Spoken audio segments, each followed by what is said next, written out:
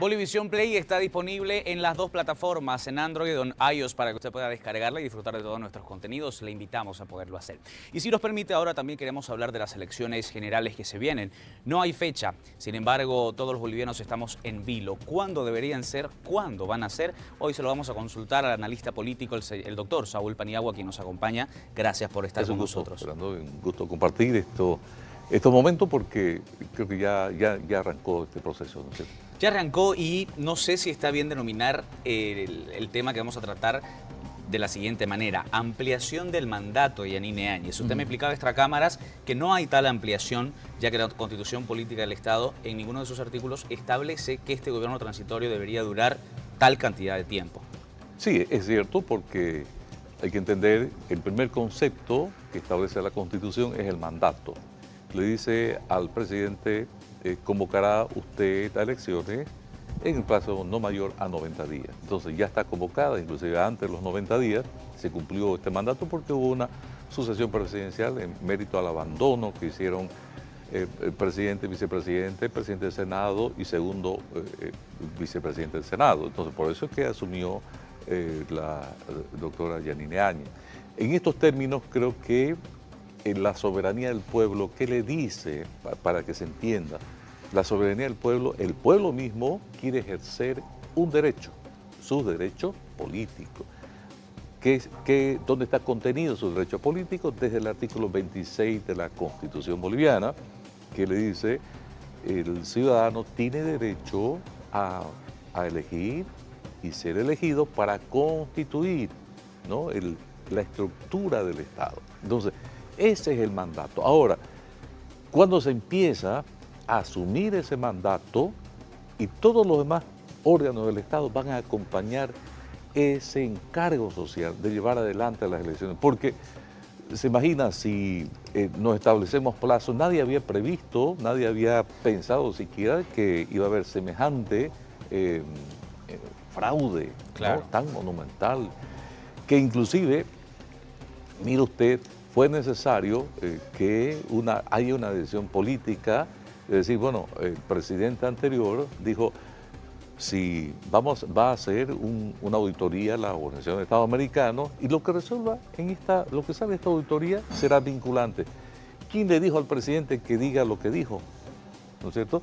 ¿Y cómo se cumplió ese mandato? ¿No es cierto? Entonces no había ninguna ley, ni la misma Constitución le otorga potestad a la OEA y al presidente para decir, bueno, pero es una situación que tiene que ver con la buena fe del Estado, la buena fe de quienes administran la voluntad del pueblo, ¿no es cierto? Ese es el mayor encargo. Entonces, ¿cómo resarcir en cierto modo esta desazón que ha sufrido la ciudadanía en su conjunto? Es que el Estado tiene el mandato, se organice y haga bien las cosas. Claro, ¿no? Y llame a las nuevas elecciones. Llame a buenas elecciones. Ahora, los demás se van a sumar a cumplir su mandato. Doctor, ¿cuándo deberían ser las elecciones? Tomando en cuenta los procesos que ya se han venido siguiendo. Correcto, yo he tomado un dato que, tomando en cuenta todo el proceso, por ejemplo, la elección de vocales el 17 de diciembre. 18 a la posesión. Perdón, 20, vamos a ir detallando, claro, para que la gente pueda detenerse junto a nosotros. Sí. El 17 de diciembre se tendrían que tener los vocales... Los 20 días que se cumplen los vocales del Tribunal Supremo Electoral. Y desde luego a nivel departamental también. Ok. El 18, al día siguiente, se verificaría, estamos hablando de diciembre, sí, la posesión. El 20, 2 días después, se aprobaría el calendario electoral. Tendría que reunirse inmediatamente a la sala plena del tribunal, porque ahí la máxima autoridad es el tribunal. Quien representa al órgano electoral es el tribunal, ¿no?, a nivel nacional. El 20 de abril serían las elecciones, 20 de abril del 2020. Lógicamente habla de 4 meses, ¿no? Ahora, el 27 de abril se realizaría el cómputo nacional, ¿no? Se verificaría el cómputo nacional de votos. Si hubiera una repetición, se realizaría... ¿Segunda vuelta? La segunda vuelta. No, una repetición, si se podría repetir alguna votación, etcétera, el 11 de mayo. Si hay una segunda vuelta, el 15 de julio sería la segunda vuelta. O sea, habla de próximos 40 días, 45 días. Para la segunda vuelta, el cómputo nacional sería el 27 de julio, el cómputo nacional. Si hubiera una repetición, ¿no?, en esta segunda vuelta, puede darse esa figura, sería el 10 de agosto.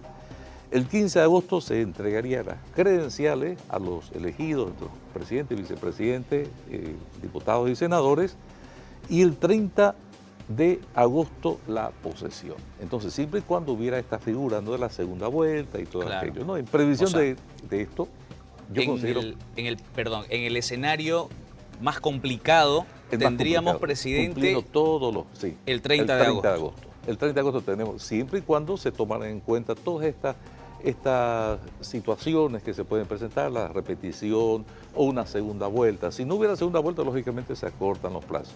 En previsión de ello, considero que hasta el 6 de agosto deberían entregarse inclusive las credenciales y la posesión. Pudiera darse esta figura y sumar las elecciones subnacionales, es decir, las departamentales, las gobernaciones y los municipios. Entonces, es un trabajo, un encargo social muy grande que tiene el Tribunal Supremo Electoral y los tribunales departamentales. Justamente eso quería comentarle, doctor. Según su visión, ¿qué pasaría si las elecciones se realizan al mismo tiempo o con días de diferencia con las elecciones subnacionales? ¿Se podría dar esta figura? Se puede, sí, sin duda. Esto tiene que ver con no solamente el costo, al margen qué importante el costo, ¿no? Lo que hubiera mucho dinero, lo que se perdió, ¿no?, en las anteriores elecciones, en este fraude. Pero lo cierto es que el primer encargo es hacer bien las cosas, ¿no es cierto? Es decir, si se va a llevar adelante unas elecciones, tienen que ser con todas las garantías, porque eso le interesa.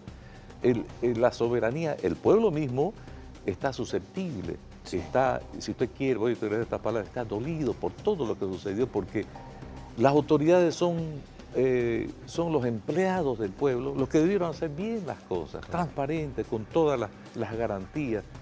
¿Por qué? Porque está depositada en ellos la voluntad. Le dice, este es el encargo, señores, ustedes, empleados a quienes nosotros le pagamos el sueldo, a todos, de tribunales, etcétera, tribunal departamental y nacional, hagan bien las cosas, ¿no? Entonces, cuando se observó que fue todo un engaño, entonces, lógicamente, ¿cuál es el siguiente encargo? Señores, hagan bien las cosas, no van a atropellar plazo. Poder Ejecutivo, póngase a disposición de este encargo, de llevar adelante las elecciones. ¿Qué hará el Poder Ejecutivo? Señor Ministro de Economía y Finanzas, vea los recursos. Policía Nacional, inclusive el Ejército, resguarde y custodie toda esta situación. Doctor, ¿cómo ha visto usted la posesión hasta el momento de las nuevas autoridades? Es un periodo de transición, primero. Segundo, no puede existir el vacío de poder, porque ya hay una presidente. Cuando abandonó la función el presidente y vicepresidente y se fueron del país, hubo 48 horas de vacío sin poder ejecutivo. Entonces, evidentemente hubo un daño en esto. Entonces, ¿qué debió hacer la presidenta? Lo que ha hecho en todo este tiempo. Designar a los ministros que cesaron en sus funciones. En el ámbito de las relaciones exteriores, tiene una excelente ministra de Relaciones Exteriores, cesar las funciones de los representantes a nivel, en las 33, 34 legaciones diplomáticas que tiene Bolivia en el exterior, es decir, los embajadores cesan en sus funciones, quedarán los encargados de negocio y tienen que seguir este proceso. Mire usted el tema económico, ¿no? Se ha encontrado el tema del Banco Central. Las reservas internacionales han bajado de 15.000 en cuestión de 3 años, han bajado a 6.000.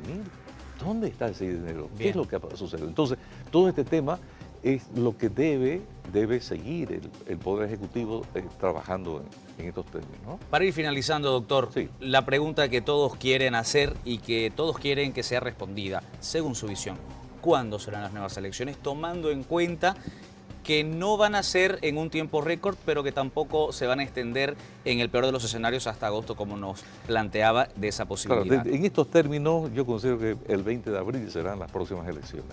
La fecha de las elecciones será el 20 de abril, siempre y cuando, obviamente, no hubiera una segunda vuelta y todo aquello, ¿no? 20 de abril y más o menos tomando en esta proporción, yo creo que deben adherirse las elecciones, por eso depende del tribunal, lo que resuelva en sala plena el Tribunal Supremo Electoral, las elecciones subnacionales y las elecciones, en este caso, municipales. Bien. Es decir, creo que en estos términos llevaríamos este proceso a un buen término, pero la coherencia y la disposición del nuevo Tribunal Supremo Electoral está en la sabiduría para tomar una decisión que sea, que complazca a la gente, ya porque está la gente muy susceptible, no merece el pueblo boliviano vivir lo que está viviendo hasta ahora, ¿no? Le queremos agradecer por su visita. Es un gusto. Gracias, doctor. Gracias. Hasta una próxima oportunidad. Gracias. Vamos a una pausa, retornamos enseguida, tenemos más para compartir con ustedes después de ella.